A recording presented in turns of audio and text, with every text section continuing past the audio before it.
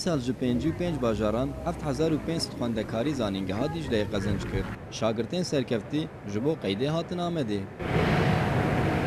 Alîkarê rektörê zanîngehê Profesör Doktor Sabri Eygün destnîşan kir ku xelkê Amedê xwendekaran bi dilgermî dihebîne. Şehirde hiçbir yerde gerek ev li hemû deverên bajir hem ji bo kêrkirina xaniyan hem ji lêherîna gel ya li xwendekaran pir baş e.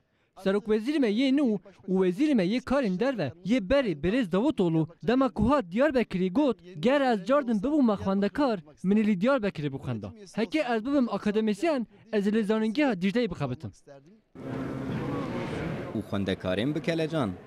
از 19 سالی مه سال که چوم درسخانه من آنادolu لیسانسی خوند فارغینه مملکتی خو من الکتریک mühendisliği kazançkiriye باشه از کیف خوشم یا من inşaat mühendisliği kazandım. Dicle Üniversitesi İnşaat Mühendisliği Maarif Fen Lisesi'nden mezun bum.